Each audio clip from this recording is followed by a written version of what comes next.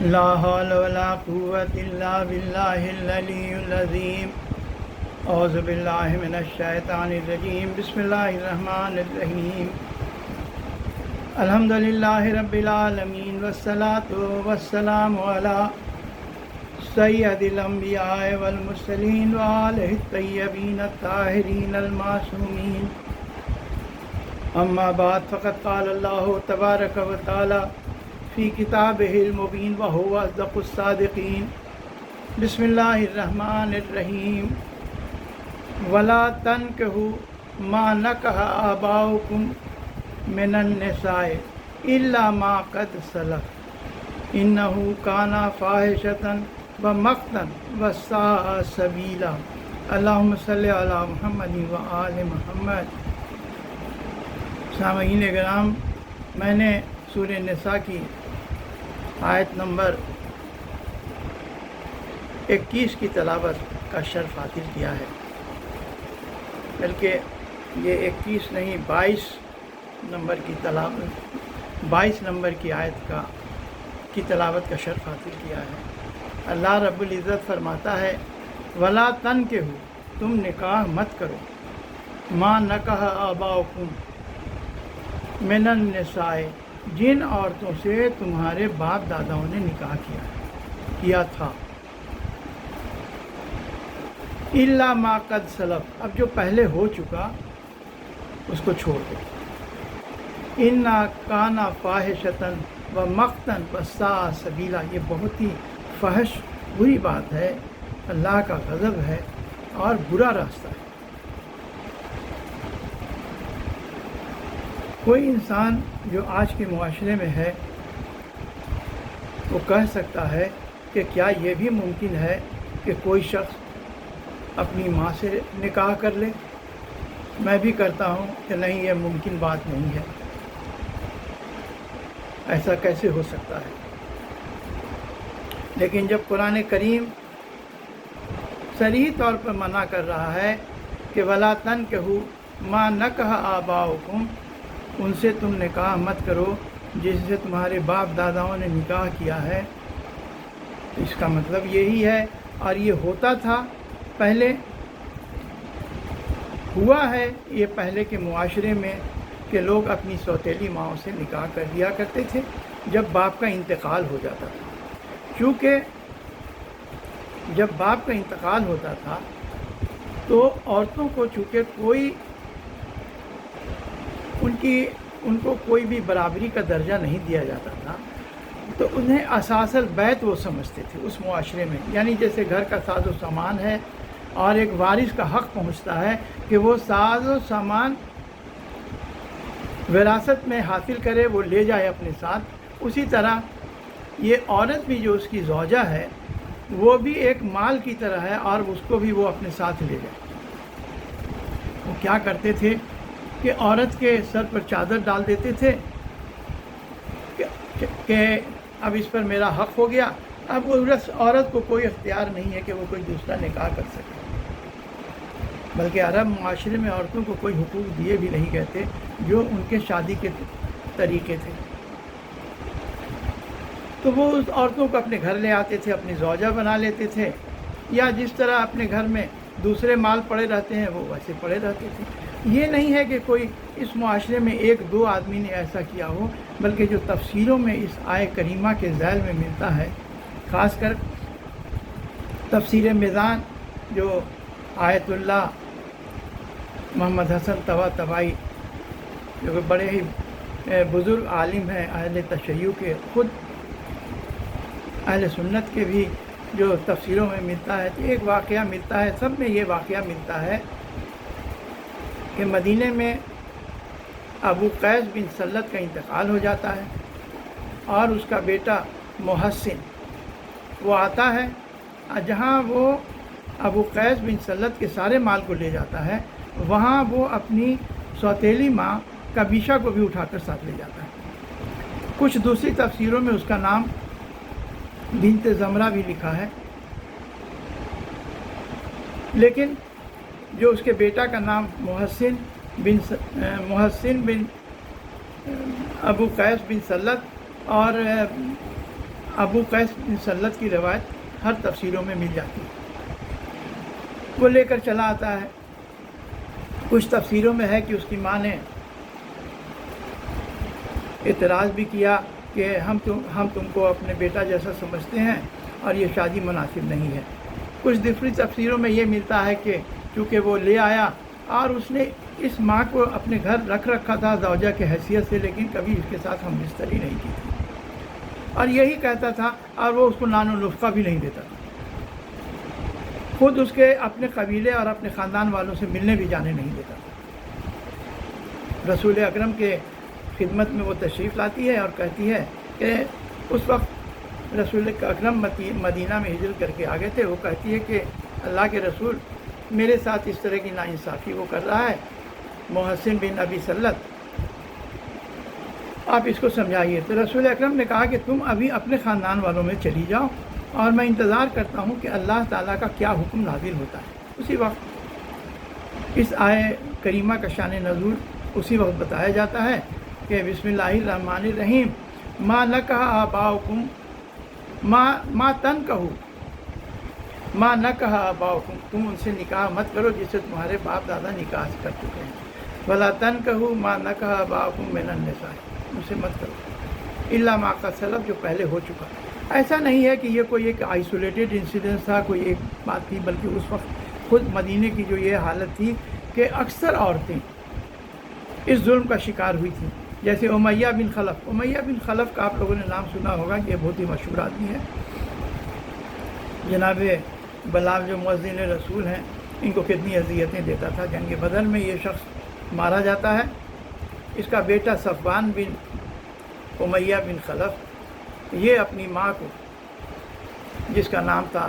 فاختہ بنت اسود، اس کو اپنے یہاں اٹھا کر لے آتا ہے، زوجہ بنا لیتا ہے۔ اس کے علاوہ منظور بن رباب، جو رباب بن سیار کا بیٹا تھا، اپنی ماں کو اپنے یہاں لے کر کے چلا آتا ہے۔ اس طرح کے کئی ایک مثالیں ہیں جو کہ مدینہ میں اس طرح کی عورتیں تھیں۔ اس وقت یہ آیت اتری کہ نہیں، دیکھو جو اسلام لے آئے، جو دار اسلام میں داخل ہو چکے ہیں، تو ان کے لیے اللہ تعالیٰ کا یہ حکم ہے کہ جو تمہارے مائیں پہلے رہ چکی ہیں، تم ان سے تم نکاح نہیں کر سکتے، تم زبردستی ان کے وارث نہیں بن سکتے۔ خود سورہ نساء کی 19 نمبر کی آیت میں اللہ رب العزت فرماتا ہے کہ یا ایھا الذین آمنوا، اے ایمان لانے والے، لا یحل لکم ان تارثوا النساء، اے ایمان لانے والو، لا یحل لکم ان تارثوا النساء کرہا، تم زبردستی کراہ، جبر و کراہ کے ساتھ تم عورتوں کے وارث نہیں بن سکتے ہو۔ یا ایھا الذین آمنوا لا یحل لکم ان تارثوا النساء، تم نہیں بن سکتے ہو، زبردستی نہیں بن سکتے۔ یعنی کہ جو پہلے کا وہ معاشرہ تھا کہ وہ زبردستی کسی کے مرنے کے بعد جس طرح اور مال کے وارث بن جاتے تھے، وہ عورتوں کے بھی وارث بن جاتے تھے۔ سورہ نساء کی آیت نمبر 19 میں اللہ تعالیٰ نے رب العزت نے صاف صاف منع کر دیا کہ یا ایھا الذین آمنوا، اے ایمان لانے والو، اگر تم ایمان لائے ہو تو لا یحل لکم، یہ تمہارے لیے حلال نہیں ہے، جائز نہیں ہے، لا یحل لکم ان تارثوا النساء کرہا، جبر و کراہ سے تم عورتوں کے وارث بن جاؤ۔ دوسرا وہ کام کیا کرتے تھے کہ عورتوں سے نکاح کر دیا، اس کا مہر دے دیا۔ کبھی کبھی مہر کی رقم بہت زیادہ ہوتی تھی، خاص کر کے وہ عورتیں جن کو زیادہ لوگ، جن کی خواستگاری کرتے تھے، زیادہ لوگ چاہتے تھے کہ اس سے شادی ہو جائے، تو شادی ہونے کے بعد وہ جب ان سے طبیعت بھر گئی تو وہ چاہتے تھے کہ اس سے چھٹکارا پانے۔ جب اس سے چھٹکارا پانے چاہتے تھے تو وہ کیا کرتے تھے کہ اس پر طرح طرح کے الزام عائد کر دیتے تھے۔ اس پر کہتے تھے کہ یہ زنا کا الزام یا فحش کا الزام عائد کر دیتے تھے۔ اس طرح کے الزام عائد کرنے کے بعد وہ اس وقت کا معاشرہ یہ کہتا تھا کہ جو مہر کی رقم دیا ہے وہ اس عورت کو واپس کرنی پڑے گی۔ کبھی کسی نے اپنا جوش میں باغ ہی دے دیا اٹھا کر کے، یا بہت زیادہ رقم بھی دے دی، تو اس وقت کا یہ تھا کہ وہ واپس لے لیتے تھے۔ اس کے لیے وہ عورتوں کو اپنے یہاں روکے رہتے تھے، کہیں جانے نہ دیتے تھے، نہ اس کو نان و نفقہ کا پیسہ دیتے تھے، کچھ نہیں دیتے تھے، بھوکا رکھتے تھے۔ تو اس طرح کی جو ان کی معاشرے میں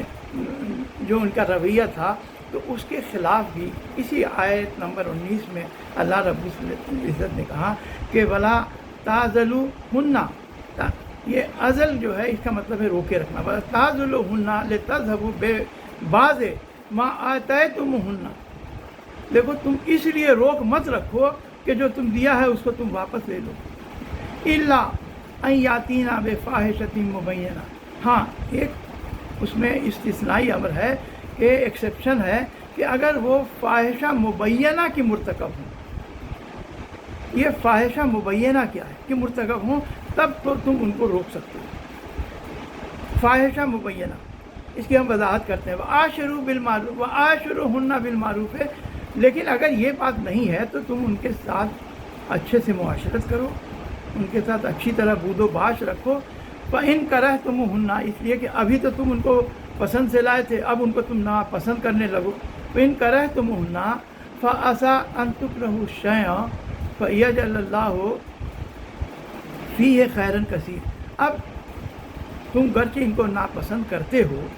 کیونکہ اتنے دن ساتھ رہ لیے تو طبیعت بڑھ گئی، تو ایسا نہیں ہے، بلکہ اللہ ہو سکتا ہے کہ جس چیز کو تم ناپسند کرو اور اللہ اس میں تمہارے لیے خیر کثیر پیدا کر دے۔ اب یہاں تک ہے کہ ایک استثنائی امر ہے کہ تم ان کے ساتھ برا رویہ اس وقت رکھ سکتے ہو جب یہ فاحشہ مبینہ کی مرتکب ہوتی ہیں۔ فاحشہ مبینہ کیا ہوتا ہے؟ ایک راوی ہے جو کہ جس کا نام ہے سعد بن عبداللہ، وہ امام حسن عسکری علیہ السلام کے جو وکیل تھے، احمد بن اسحاق ان کے ساتھ وہ سامرا جاتا ہے، امام کی خدمت میں یہ پورا واقعہ ہے۔ وہاں اس نے 12ویں امام سے، جو کہ ابھی بچہ تھے اور امام حسن عسکری اسلام کے گود میں بیٹھے تھے، تو وہ اپنے کچھ سوال پوچھتا ہے اور امام حسن عسکری علیہ السلام نے کہا کہ تم اس بچے سے سوال پوچھو۔ اس نے کچھ سوالات کیے، ان سوالات میں ایک یہ بھی سوال تھا کہ یہ فاحشہ مبینہ کیا ہے؟ تو امام زمانہ نے بتایا کہ فاحشہ مبینہ سے مراد فاحشہ مصاحقہ ہے۔ فاحشہ مصاحقہ کہتے ہیں وہی لیسبینزم، جو آج کے زمانے میں لیسبین جو ہے کہ یعنی عورتوں سے، ایک عورت سے جو جنسی خواہشات پورا کرے، جو لیسبینزم، اب تو باضابطے اس کے لیے ہومو سیکسولیٹی اور لیسبینزم کے لیے قانون بن رہا ہے، اس کو لیگلائز کرنے کی کوشش کی جا رہی ہے، لیکن اسلام کہتا ہے کہ جو فاحشہ مصاحقہ کے یعنی جو فاحشہ مبینہ کے مرتکب ہوئی ہیں ان کو سنگسار کر دو، عدت میں بھی اس میں اس بات کی اجازت ہے کہ ان عورتوں کو گھر سے باہر نکال دو، اتنی بڑی سزا ان لوگوں کے لیے۔ وہاں اللہ تعالیٰ یہ بھی فرماتا ہے، اسی 19 سے 22 تک کی جو سورہ نساء کی آیتیں ہیں، اللہ کہتا ہے کہ وَإِنْ أَرَدْتُمْ، اگر تم نے ارادہ کر لیا ہے، استبدال زوج مکانہ زوجین، کہ ہم تم ایک زوجہ کے بدلے دوسری زوجہ لے آؤ گے، وَآتَيْتُمْ إِحْدَاهُنَّ قِنْطَارًا، اور اگر تم نے ان کو قنطار کہا جاتا ہے بہت زیادہ دولت، خزانہ، اور اگر تم نے ان کو خزانہ بھی دے رکھا ہے، فَلَا تَأْخُذُوهُ مِنْهُ، ان سے واپس تم نہیں لے سکتے، سوائے وہ جو ایک کنڈیشن فاحشہ مبینہ تم نہیں لے سکتے ہو، فَلَا تَأْخُذُوهُ مِنْهُ شَيْئًا أَتَأْخُذُونَهُ بُهْتَانًا وَإِثْمًا مُبِينًا، تم چاہتے ہو کہ ان کو بہتان لگا دیں گناہ کا، اور اس کے بعد تم ان سے واپس لے لو، نہیں، اس کی تم کو اجازت نہیں ہے۔ اس کے بعد کی آیت میں اللہ فرماتا ہے کہ بسم اللہ الرحمن الرحیم وَكَيْفَ تَأْخُذُونَهُ، اور تم کیسے ان سے تم واپس لیتے ہو، قد افضى بعضكم الى بعض، جبکہ تم ان سے متصل رہ سکتے ہو، اتنا انٹیمیٹ ریلیشن تمہارا ان سے رہا ہے،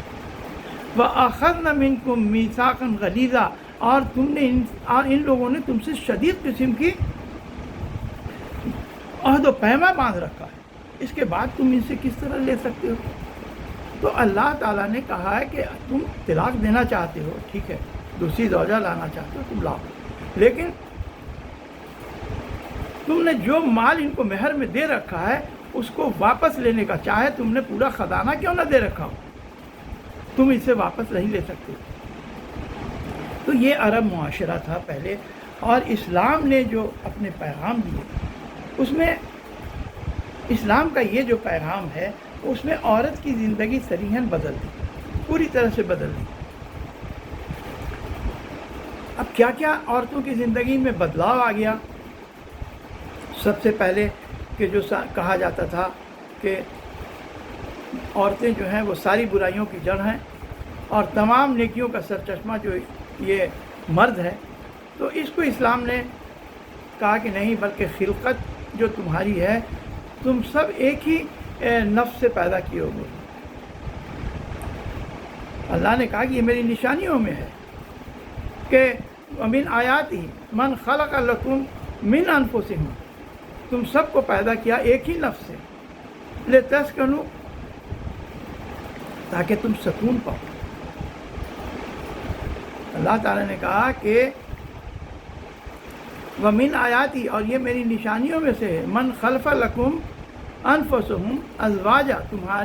تمہارا جو جوڑ ہے، جو زوجہ ہے، جس کو میں نے تمہارے نفس سے پیدا کیا، لِتَسْكُنُوا إِلَيْهَا، تاکہ تم اس سے سکون پاؤ،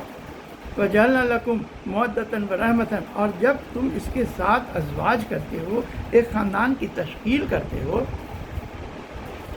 تو ہم تمہارے درمیان رحمت اور محبت۔ اللہ تعالیٰ کوئی جو مسلمان شادی کر کے ایک خاندان کی تشکیل کرتا ہے، تو اس سے زیادہ اللہ تعالیٰ کو اور کوئی گھر اس روئے زمین پر پسند نہیں ہے۔ خود رسول اکرم کی احادیث، متعدد حدیثیں ہیں کہ جو مجرد ہیں، مرد یا عورت، یعنی جو بیچلر ہیں، ان سے تم نکاح کرو، اور اگر تم نے نکاح کر لیا تو یہ نصف ایمان کے برابر ہے۔ تم نے اپنے سمجھو کہ ایمان کی حفاظت کر لی، اسی لیے حفاظت کر لی کہ ایک انسان جب اپنے خاندان کی تشکیل کرتا ہے، جب وہ عورت محبت سے اس گھر کی تشکیل کرتی ہے، جب اس میں بچے آتے ہیں، نتیجہ ہے کہ وہ خاندان ایسا ہے کہ اب اس شخص کو کوئی ضرورت نہیں ہے کہ وہ باہر میں اپنی خوشیاں تلاش کرے۔ اس طرح سے وہ ان بدکاریوں سے بچ جاتا ہے جو کہ ایک مجرد آدمی، ایک بیچلر آدمی جس کے زیادہ ایکسپوزڈ ہے۔ اب دوسرا سب سے بڑا جو اسلام کا قانون میں یہ فائدہ یہ ہے کہ جو اللہ تعالیٰ کا قانون ہے، اللہ تو انسان کے جو ظاہر ہے اس سے بھی واقف ہے، جو باطن ہے اس سے بھی واقف ہے۔ نتیجہ ہے کہ قانون میں اس کے ظاہری اور اس کے باطنی اوصاف سب ہی کا خیال رکھا جاتا ہے۔ لیکن جو یورپ میں یا مغرب میں جو لوگ اس کے قانون بناتے ہیں اور سمجھتے ہیں کہ ہم اس کا بہت اچھا اور قانون نسواں کا خیال رکھا اور مساوات کا خیال رکھا، مساوات ممکن نہیں ہے، اس لیے کہ مرد اور عورت ایک زوجین کی صورت میں پیدا کیے گئے ہیں۔ زوجین کا مطلب یہ ہے کہ یہ دونوں دو مختلف خلقت اور دو مختلف اوصاف کے مالک ہیں، دونوں مختلف اوصاف کے مالک ہیں۔ نتیجہ ہے کہ ان کے حقوق بھی الگ ہوں گے اور ان کے فرائض بھی الگ ہوں گے۔ اس لیے اس میں اگر ہم یہ سمجھیں کہ مساوات کا مطلب یہ ہے کہ جو فرائض ہیں اور جو حقوق ہیں وہ مساوات ہیں، اس میں سملرٹی ہونی چاہیے، تو یہ ممکن نہیں ہے۔ اگر اس کو ہم سمجھیں کہ یہ عدل پر مبنی ہے، تو ہاں، عدل عورتوں کے ساتھ بھی ہے اور عدل مردوں کے ساتھ بھی ہے۔ کوئی بھی معاشرہ اگر مرد اور عورت یا کوئی ایک انسان ہے جس کے اپنے کچھ فرض ہیں، تو جو ایک انسان کے فرض ہیں وہ دوسرے کے حقوق ہیں، جو دوسرے کے فرض ہیں وہ تیسرے کے حقوق ہیں۔ کوئی بھی ایک انسان ایسا نہیں ہے کہ جو صرف اس کے حقوق ہیں اور اس کے فرائض نہیں ہیں۔ یہ تو صرف اللہ تعالیٰ کی ذات ہے کہ اللہ تعالیٰ کے پر کسی کا کوئی فرض نہیں ہے، نہ کسی کا حقوق ہے۔ وہ جس کے ساتھ جو اس نے کر دیا وہ اس کی رحمت ہے۔ لیکن ہر انسان، اگر ہمارے کچھ فرائض ہیں، اگر کوئی مرد کے فرائض ہیں عورتوں کے تئیں، تو وہ عورت کا حقوق ہو گیا، اور وہ عورت کے اگر جو فرائض ہیں وہ مرد کے حقوق ہو جائیں گے۔ اور اگر معاشرے میں کوئی یہ کہے کہ ہم حقوق تو اپنا چاہتے ہیں، ہم اپنے فرض ادا نہیں کریں گے، تو یہ عدل پر مبنی نظام بن ہی نہیں سکتا۔ اب اگر ہم یہ سمجھیں کہ یہ سب تو جاہلیت کے دور میں ہوتا تھا، اسلام کے بعد نہیں ہے، اور ہم تو اس مغربی معاشرے یا ایک ایسے ماحول میں رکھ رہے ہیں جبکہ یہ پڑھا لکھا دور ہے، اور ہم ان چیزوں سے تو چونکہ یہ سب چیزیں ہم پر لاگو نہیں ہوتی ہیں، نہیں، اگر ہم ان چیزوں کو پڑھیں، جیسے جو پہلے قرآن کریم میں جو آیتیں آئی ہیں کہ سورہ ممتحنہ کی آیت نمبر 12، سورہ ممتحنہ کی آیت نمبر 12 میں یہ اس وقت یہ ممتحنہ کی آیت نمبر 12 آئی ہے جب فتح مکہ ہو چکا ہے، رسول کریم صفا پہاڑی پر تشریف رکھتے ہیں اور لوگ آ رہے ہیں اور آ کر کے رسول خدا سے بیعت کر رہے ہیں، اسلام سے مشرف ہو رہے ہیں۔ عورتیں بھی آئیں اس وقت ابو سفیان کی بیوی ہندہ، جس کی پوری تاریخ آپ پڑھتے ہیں، یہ بھی آئی، نقاب ڈال کر آئی۔ اب اس نے کیا کہا، یہ تفصیلی باتیں ہیں۔ اس وقت یہ آیہ کریمہ نازل ہوئی کہ بسم اللہ الرحمن الرحیم، سورہ ممتحنہ کی آیت نمبر 12 کی میں تلاوت کر رہا ہوں کہ بسم اللہ الرحمن الرحیم، یا ایھا النبی، اے اللہ کے نبی، اذ جاءک المؤمنات، آپ کے پاس اگر مومنہ آتی ہیں، یبایعونک، کہ آپ سے بیعت کریں، اللہ ان لا یشرکن باللہ، کون بات پر بیعت کریں؟ اس بات پر بیعت کریں کہ وہ اللہ ان لا یشرکن باللہ شیئا، وہ کسی چیز کو اللہ کا شریک نہیں بنائیں گی، ولا یسرقن، چوری نہیں کریں گی، ولا یزنین، زنا نہیں کریں گی، ولا یقتلن اولادہن، وہ اپنے اولاد کو قتل نہیں کریں گی، ولا یاتین ببہتان یفترینہ من بین ایدیہن وارجلہن، کسی طرح کا اپنے آگے سے یا پیچھے سے وہ کوئی بہتان لا کر کے لوگوں پر نہیں لگائیں گی، ولا یاسینک فی معروف، آپ کے نیکی میں کسی طرح کی رکاوٹ نہیں ڈالیں گی، فبایعہن، آپ ان سے بیعت کر لیجیے، فاستغفر لہن اللہ، اور اللہ سے استغفار کیجیے، ان اللہ غفور الرحیم، اللہ تعالیٰ بہت ہی بخشنے والا اور رحم کرنے والا ہے۔ کیا ہے؟ تو اب یہ جو اللہ کے رسول بیعت کر رہے ہیں اس وقت اللہ کے حکم سے، تو اس میں جو کئی ایک شرطیں بتائی گئی ہیں کہ اللہ کا کسی کو شریک نہیں ٹھہرائیں گی، چوری نہیں کریں گی، زنا نہیں کریں گی، اسی میں ایک جو کنڈیشن ہے جس پر ہم ابھی بات کرنا چاہتے ہیں، ولا یقتلن اولادہن، یہ اپنے اولاد کو قتل نہیں کریں گی، کہ یہ عورتیں اولاد کو قتل نہیں کرتی تھیں، قتل مرد کرتے تھے، جو جیسے ہی بچہ پیدا ہوا یہ قبر میں گال دیتے تھے پہلے ہی سے، جس کی میں نے پہلے کے 2 ویڈیو میں اس کی تفصیل بیان کر چکے ہیں۔ عورتیں اسقاط حمل کی جرم کرتی تھیں، یعنی وہ بچے جن کی پیدائش ان کے لیے ضروری نہیں تھی، وہ نہیں چاہتی تھیں، اس بچے کو وہ اسقاط حمل کرا دیتی تھیں۔ وہ اسقاط حمل اس زمانے میں ہوتا تھا، تو وہ جو عورتیں تھیں وہ اسقاط حمل کی مجرم تھیں، اور اسی کو اللہ تعالیٰ نے رسول کریم سے کہا کہ ان سے کہیے کہ تم اپنی اولاد کو اپنے حمل میں قتل نہیں کرو گی۔ تو اب ہم اگر دیکھتے ہیں کہ یہ پہلے معاشرے میں جب رسول کریم کے پاس یہ آیت آئی، اسلامی معاشرہ ہے، تو کیا ہم لوگ اسقاط حمل کے مجرم نہیں بن رہے ہیں؟ آج کے دور میں، خلائی دور میں نہیں، آج کے خلائی دور میں اسقاط حمل کے آج ہم بھی اس کے مجرم بن رہے ہیں۔ کس طرح مجرم بن رہے ہیں؟ اس لیے کہ ہمارے معاشرے میں بھی اسقاط حمل ہوتا ہے، اور اسقاط حمل کی ممانعت اسلام نے کی ہے۔ اسقاط حمل حرام ہے، ہمارے یہاں اسقاط حمل حرام ہے۔ اب کوئی یہ کہہ سکتا ہے، عورتیں کہتی ہیں کہ ہم 9 مہینے بچے کو اپنے حمل میں کیوں رکھیں، اتنا تکلیف کیوں اٹھائیں؟ تو دیکھیے، کوئی بھی چیز جو ہم یہاں کرتے ہیں تو دنیا میں ہم کو اس کا اجر دنیا میں ہی نہیں مل جاتا، اس کے اجر کے لیے ہم کو انتظار کرنا پڑے گا آخرت کا، اس لیے کہ دنیا یہ صرف عمل کی جگہ ہے اور آخرت صرف اس کے اجر کی جگہ ہے۔ آخرت میں عمل نہیں ہے، دنیا میں اجر نہیں ہے۔ تو جو عورتیں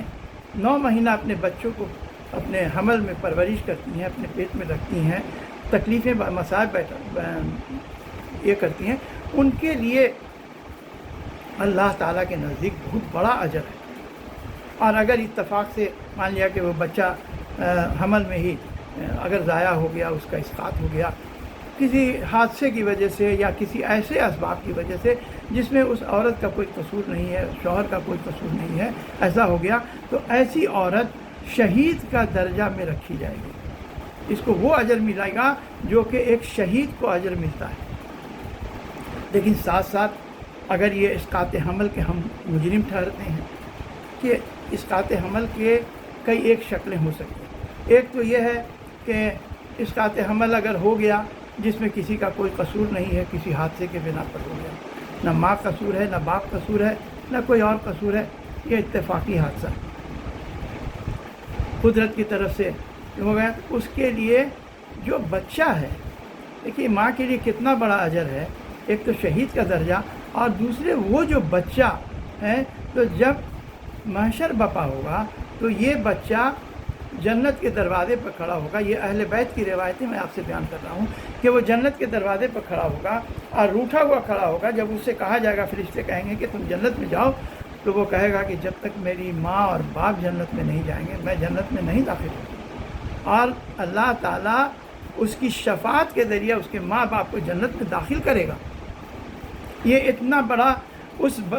جو بچہ اسقاط حمل ہو گیا ہے، جو بچہ، وہ اپنے ماں باپ کے لیے اتنا زیادہ فائدہ ہے۔ ہاں، اس میں جو شفاعت کا بات ہے وہ فروع دین سے متعلق جو گناہ گار ہیں انہی کے لیے ہے، جو اصول دین کے گناہ گار ہیں ان کے لیے شفاعت نہیں۔ دوسری صورت یہ ہو سکتی ہے کہ اسقاط حمل اگر ڈاکٹر نے کیا ہے اور ماں باپ اس کے قصوروار نہیں ہے، کسی ایسے کی وجہ سے ہو گیا ہے جس میں ماں باپ کو نالج نہیں تھا، تو ایسی حالت میں بھی وہ اس ڈاکٹر کو ماں باپ کو دیت دینی پڑے گی۔ اسلام میں جو دیت کا قانون ہے، یعنی خون بہا دینا پڑے گا۔ یہ کہ حمل میں جو بچہ کا قتل ہو جانا وہ بھی وہی ایک قتل نفس کے برابر ہے۔ قرآن کریم کی آیت ہے کہ بسم اللہ الرحمن الرحیم، من قتل نفسا بغیر نفس او فساد فی الارض قتل الناس جمیعا۔ کوئی نفس کو قتل کر دیتا ہے جب اس نے کسی کو نہیں قتل کیا یا کوئی فساد نہیں پھیلایا ہے، یعنی بے قصور کا، تو گویا کہ اس نے تمام انسانوں کو، انسانیت کو قتل کر دیا۔ تو کوئی بھی بچہ کو اگر اسقاط حمل کیا جاتا ہے تو وہ بھی اسی اتنا ہی گناہ گار ہے۔ تو دوسری صورت یہ ہو سکتی ہے کہ اگر ماں اور باپ میں، اگر باپ اس کا اسقاط حمل کا موجب ہے تو باپ کو ماں کو دیت دینی پڑے گی اور کفارہ ادا کرنا پڑے گا، اور اگر ماں اس کی جو سو ذمہ دار ہے تو ماں کو دیت باپ کو ادا کرنی پڑے گی۔ اگر ماں اور باپ دونوں اس کے قصوروار ہیں تو ماں اور باپ دونوں کو، جو قریبی رشتہ دار ہے، بچے کا بھائی ہے، اس کا دادا ہے، اس کو دیت ادا کرنی پڑے گی، اور ساتھ میں کفارہ ہے، 60 دن کا روزہ رکھنا پڑے گا، اللہ سے توبہ استغفار کرنا پڑے گا، غلام آزاد کرنا پڑے گا، 60 مسکینوں کو کھانا کھلانا پڑے گا۔ اس کے بعد بھی جو قرآن کریم میں آیا ہے، سورہ تکویر میں جب بیان کیا گیا ہے کہ جب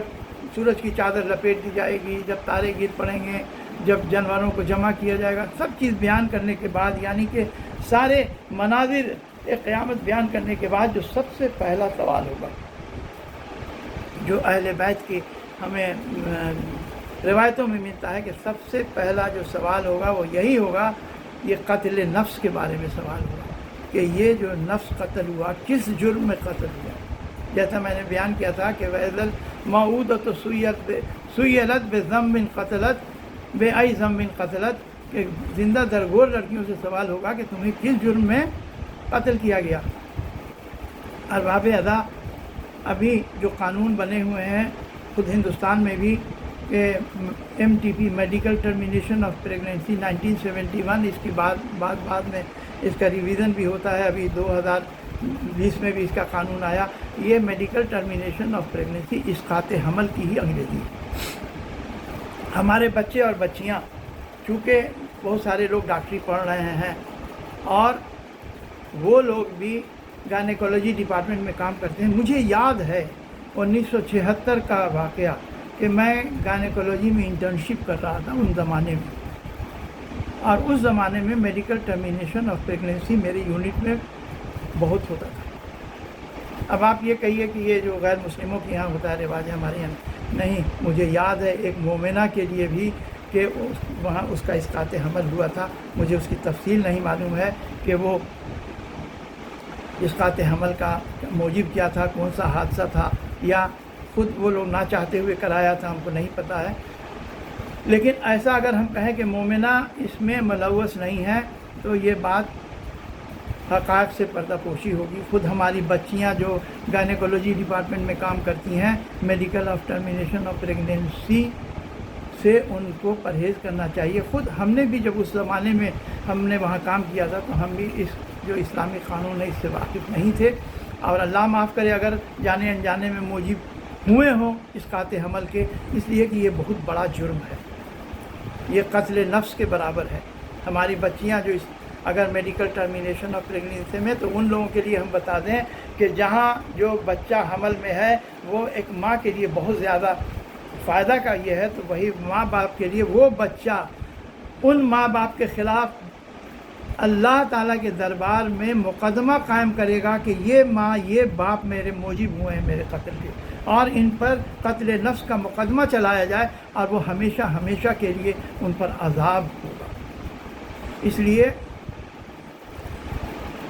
اگر نہیں معلوم ہے تو آج سے لوگ اس بات کی اصلاح کر لیں کہ اسلام کا قانون بہت ہی سخت ہے اس معاملے میں۔ اب اگر کوئی بچہ زنا کی وجہ سے پیدا ہوا ہے، دونوں ماں باپ اس کے مرتکب ہوئے ہیں، تو ایسا بچے کا تو کوئی قصور نہیں ہے، لیکن روایتوں میں نہیں ملتا ہے کہ یہ بچہ جنت میں جائے گا کہ اعراف میں رہے گا، اس کو نہیں پتہ ہے۔ لیکن یہ بچہ بھی ایک بات بالکل صاف ہے کہ یہ دربار الہی میں اپنے ماں باپ کے خلاف مقدمہ قائم کرے گا، اور وہ ماں باپ ہمیشہ ہمیشہ کے لیے عذاب کے مستحق ہو جائیں گے۔ ہم کو یاد ہے، اب اس قانون میں بہت ساری چیزیں ہیں کہ 12 ہفتے تک ہی کر سکتے ہیں، 12 ہفتہ سے زیادہ اگر ماں کا حمل ہو گیا تو بچہ زیادہ ہو گیا تو اس میں 2 ڈاکٹروں کی صلاح ہے، اور کچھ یہ کہ کچھ سرٹن بیماریوں میں جب ماں کی زندگی کو خطرہ ہے، بہت سارے یہ ہیں۔ لیکن یہ سارے جو کلوز لگائے گئے ہیں، جو لوگ ہیں یہ کلوز لگائے گئے ہیں، یہ سب قانون سے بچنے کے لیے ہیں، اور جو کرانے والے اسقاط حمل ہیں جو میڈیکل ٹرمینیشن وہ آج بھی کرا رہے ہیں، اور یہ چیزیں ہمارے گائنیکولوجی ڈپارٹمنٹ ہمارے معاشرے میں بھی ہوتی ہیں۔ اس میں مومنین کتنا حد تک اس میں ملوث ہیں ہم نہیں جانتے ہیں، اور اللہ سے دعا ہے کہ مومنین اس میں ملوث نہ ہوں، اور ہماری بیٹیاں یا جو لڑکے ہیں اگر وہ لوگ گائنیکولوجی ڈپارٹمنٹ میں کام کر رہے ہیں، خود ہم یہ میرا ذاتی تجربہ ہے کہ ہم 76 میں گائنیکولوجی ڈپارٹمنٹ میں انٹرنشپ میں نے 3 مہینہ کی تھی، تو اس وقت کا یہ ذکر ہے۔ تو جب بچے کا حمل زیادہ ہو جاتا ہے تو اجازت نہیں ہے، کچھ استثنائی امور ہیں۔ ہم کو یہ یاد ہے ایک لیڈی ڈاکٹر نے جو بچے کا زیادہ ہو گیا تھا حمل، اس وقت بھی ان لوگوں نے کوشش کی تھی کہ ٹرمینیشن آف پریگنینسی کر دیں، لیکن وہ جو ٹرمینیشن پریگنینسی کے جو نارمل ہائپوٹونک سنائی وغیرہ دی جاتی ہے وہ فیل کر گئی۔ نتیجہ ہے کہ اس بچے کو کاٹ کر ان لوگوں نے نکالا، اور ہمیں یاد ہے کہ جس تسلے میں اس بچے کے پارٹ کو نکالا گیا تھا، ہاتھ کو قطع کر کے، اس کی گردن قطع کر کے، اس کے جسم کو قطع کر کے نکالا جب گیا تو بچے میں زندگی تھی، بچہ اس تسلے میں تڑپ رہا تھا۔ ارباب ادا، ہمارا معاشرہ، ہم اب پہلے کے جو جاہلیت کے زمانے کے معاشرے کی بات نہیں کر رہے ہیں، آج کا معاشرہ اگر اس میں ملوث ہے، اور ہمارے بچے اور بچیاں اگر اس میں ملوث ہیں، اللہ سے توبہ کریں۔ ہم اس لیے پیغام پہنچا رہے ہیں، ہو سکتا ہے کہ کچھ ہمارے بھی جانے انجانے کے قصور ہوں، اللہ تعالیٰ شاید اسی لیے اگر دوسرے لوگ اس سے اصلاح کر لیں تو شاید میرے بھی گناہوں کا کفارہ ہو۔ تو ایسا نہیں ہے، یہ جو ساری باتیں جو بیان کی جاتی ہیں، جو اللہ تعالیٰ نے قرآن کریم میں، یہ قرآن کریم کوئی اس 1400 سال کے پہلے کے زمانے کے نہیں ہے، یہ ہر زمانے میں اتنا ہی اہمیت رکھتا ہے جیسا کہ 1400 سال کے پہلے۔ اگر ہم دیکھیں کہ جو یہ آیتیں آئی تھی پہلے زمانے میں، کیا آج ہم اس کے موجب نہیں ہو رہے ہیں؟ اکثر چیزیں آج ہمارے بھی معاشرے میں ہو رہی ہیں، جیسے میں نے ہم بتایا تھا کہ جو جاہلیت کے معاشرے میں جو نکاح کے جو طریقے تھے، جو ازواج کے طریقے تھے، وہ ایسے مذموم طریقے تھے، خراب طریقے تھے کہ میں ان کو بیان نہیں کرنا چاہتا ہوں۔ میں نے ان کے نام آپ کے سامنے بیان کیے تھے، کچھ جیسے کہ ازواج بعولت یا ازواج تبدل یا نکاح شغار، نکاح متع یا نکاح شغار یا نکاح رحت، یہ سب جو ہم نے بیان کیا تھا، یہ آج کے معاشرے میں بھی اتنا ہی اہمیت رکھتا ہے۔ ہمارے معاشرے میں جو کہ بچے اور بچیاں نوکری کر رہے ہیں، نکاح ختن آج بھی جو بڑے بڑے شہروں میں یہ عام ہے، نکاح ختن،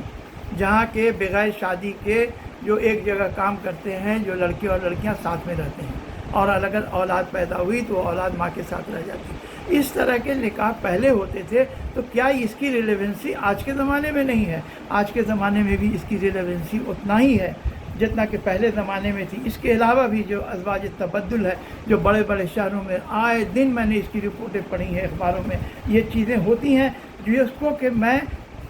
اپنے مجلسوں میں بیان کرنا مذموم سمجھتا ہوں، اور اس کو عظمت کے خلاف سمجھتا ہوں کہ ایسے موقع پر ان باتوں کو میں بیان کروں۔ لیکن افسوس ہے کہ اگر اس سے لوگ اپنی اصلاح کر لیں تو ہم اس کو بیان کرنے میں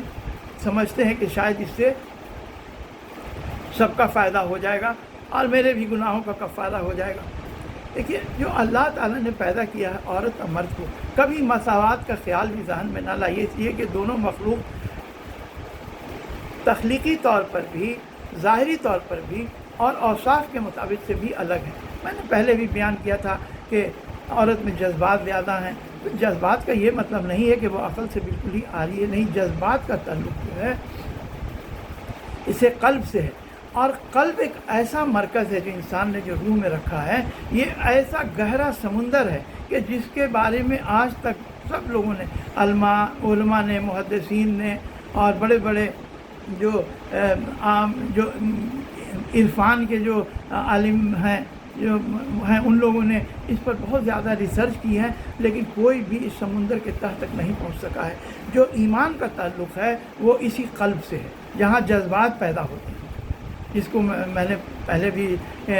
بتایا تھا، علامہ اقبال کا اشعار پڑھ کر کے بتایا تھا۔ تو یہ جو ماں میں جو جذبات اللہ تعالیٰ نے دیے ہیں،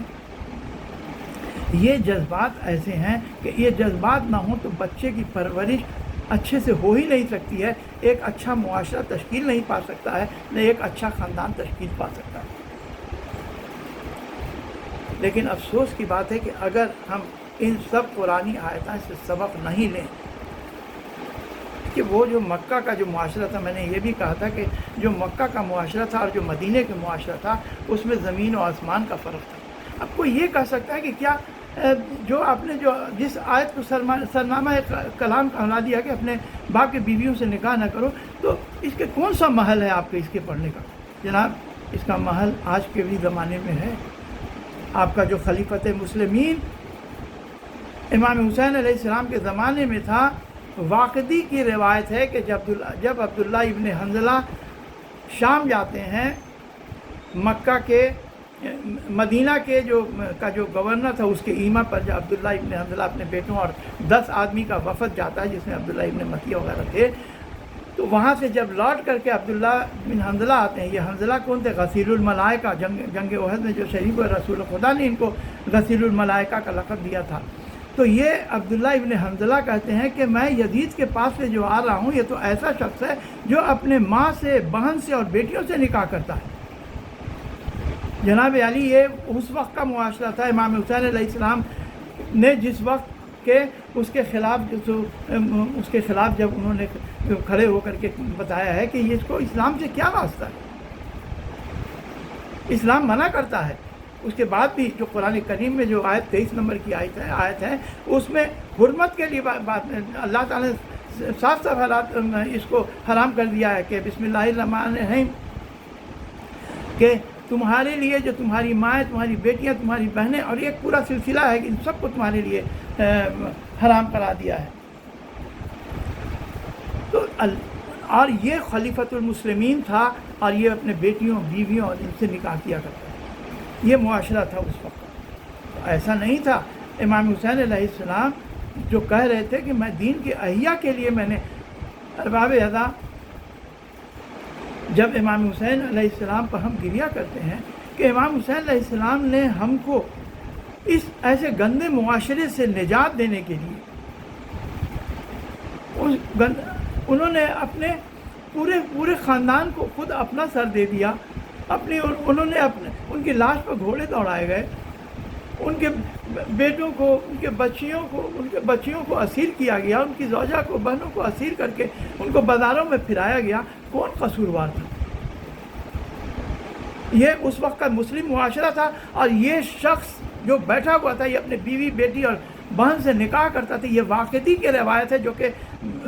خود اہل سنت کا ایک بہت ہی معزز مفسر اور یہ محدث ہے،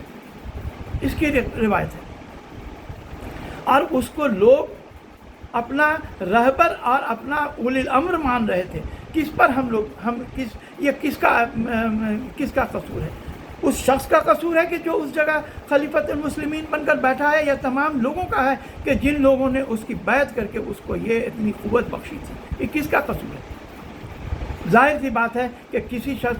کوئی شخص کو جب وہ قوت ملتی ہے، جب اس کو اقتدار ملتا ہے، تو اس کے پیچھے یہ پورا معاشرہ ہوتا ہے۔ یہ سارا معاشرہ اس بات کا قصوروار تھا کہ جس نے ایسے شخص کو جو کہ صریحاً اسلام کے قوانین کے خلاف، جس کو اللہ نے کہا کہ یہ فحش ہے، اللہ کا غضب ہے، اور اس کو اپنا خلیفہ تصور کر رہے تھے، تسلیم کر رہے تھے، تمام لوگوں نے اس کی بیعت کر رکھی، جس میں اصحاب بھی تھے، تابعین بھی تھے۔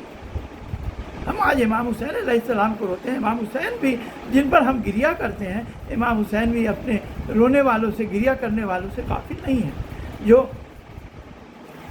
آیت اللہ جعفر شسری لکھتے ہیں کہ ابھی جو امام حسین علیہ السلام برزخ میں تشریف رکھتے ہیں، کہ ابھی تو چونکہ محشر برپا ہوا نہیں ہے، ابھی تو جو حقیقی جنت اور جہنم